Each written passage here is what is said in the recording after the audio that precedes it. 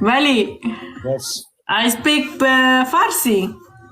بلدیم کوئی مشکل نیه. خوبه پس حرف بزنیم فارسی حرف بزنیم بهتره. انت در جرمنی زندگی میکنی؟ آره خیلی عالی. خیلی یعنی دوست داشتم واقعا این رفتار تو. تو سنک چف وارم استک چف. جانم؟ سنک چف. آره دارم. تو قسم بخور تو سینگل هستی؟ قسم میخورم.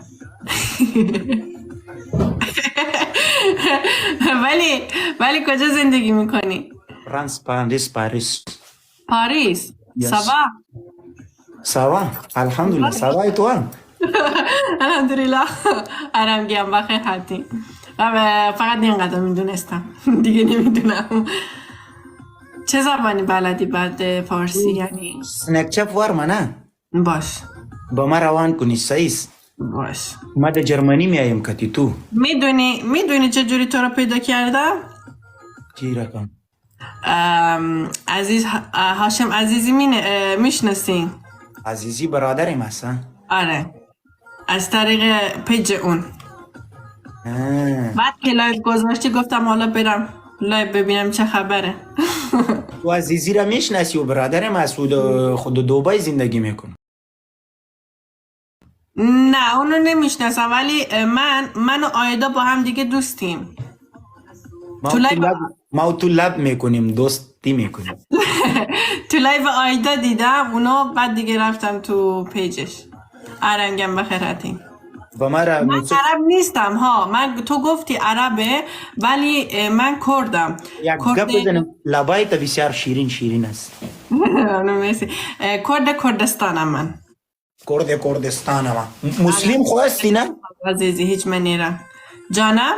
مسلم خواستی نه؟ بله مسلمان هستم 100% مسلمانم. بسیار دک پک هستی با خدا. من تو رو بسیار خوش دارم. قربونت مرسی. تو رو در اینجا مچک میکنیم. قربونت ممنونم مرسی. ما تو رو یک رست انداختیم. واقعا؟ از ما از تو میچ کتا میچ نداره. آرام گنگلک سپاز والله سپاز عزیزی. دستت خوش به دست رگرم. خب باشه خیلی خوشحال شدم مزاش نید. ما تو رو در سنک چپ گپ میزنیم سعیست. باشه ایشالله که زود بیام بازیاتو نگاه کنم. ما نه هیچ گپم نیست. ما در جرمنی خودش میایم.